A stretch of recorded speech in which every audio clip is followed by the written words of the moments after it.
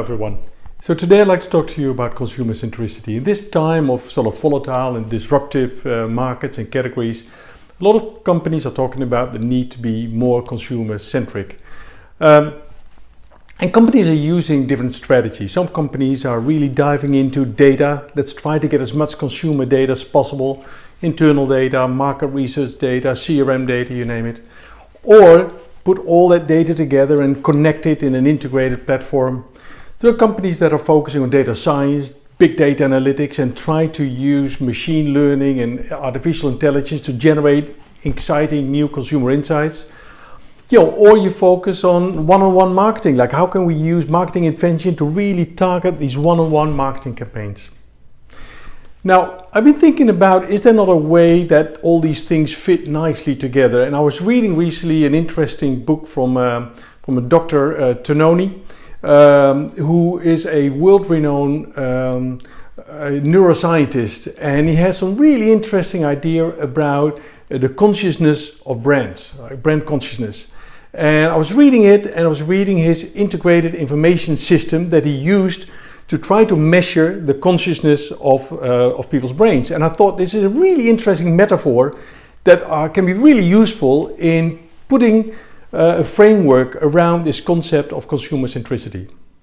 So let me take you through the ideas of Dr. Tononi and how that fits really nicely into the ideas on consumer centricity. So the first variable in a metric that Dr. Tononi used to measure and or put a metric around brand consciousness is the number of neurons in people's brains and the way the synapses sort of are firing between these neurons.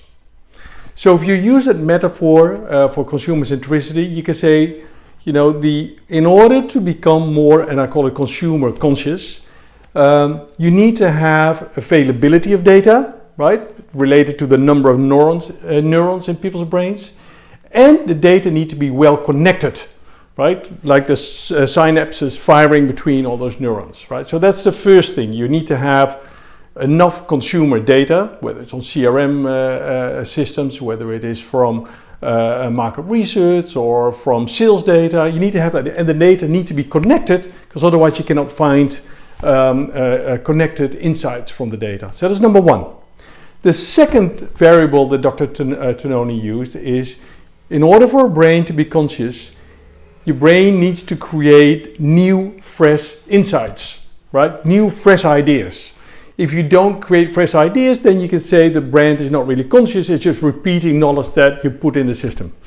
So translating that metaphor to consumer centricity, not only do you need the data, and not only need the data to be connected, it also needs to create new, fresh consumer insights. If it doesn't really create fresh new insights, then there's no need to have all that data in the first place. So that's number two. The third variable that he used is, say, for a brand to be really conscious, not only do you need the neurons and the firing of the synapses and creating new, fresh ideas. If it's just that, he calls it a zombie system. But in order to become really conscious, the insights, you need to have a feedback loop. So, you need to activate the ideas that you have in your brain. You need to learn from it and adapt your learnings, right? So there needs to be a feedback loop. If you have all of these three things, there is a level of consciousness of the brain. So that last element, if you translate that to consumer centricity, you could say that you need to have the fresh insights, but those fresh insights need to be truly activated, socialized, like everybody needs to know in the organization what those insights are, but then you need to activate them into real marketing interventions. And the results of these interventions need to be fed back into the system so you can create an ongoing learning consumer system. And if you have all of these three elements in place, the data, the connectivity between the data, the creation of fresh new insights through data science, data analytics, artificial intelligence, or even manual curation and find these insights. And thirdly, activating these insights into real marketing interventions, learning from it and putting that learning back into the system. If you have all of these three elements, you could say that your company has a level of consumer consciousness. Now, what are the advantages of that sort of framework? How you put these elements together? Now, one of them is that by using these elements, you can create a metric that shows you what level of consumer consciousness your organization have, and you can benchmark yourself on the overall consumer consciousness and on the individual components to other companies. And not only will it deliver you a metric, it will also tell you exactly which element and what area do you need to improve to become more consumer conscious. Is it in the data? Is it in the connectivity, in the platform that you use internally? Is it in the data analytics, data science, manual curation and finding the really fresh insights? Is it in the activation? Or is it in the feedback loop and bringing it back in, or socializing these insights? And where is areas for you to become more consumer conscious? And finally, having this overall framework will help you become more consumer centric and therefore a more profitable organization.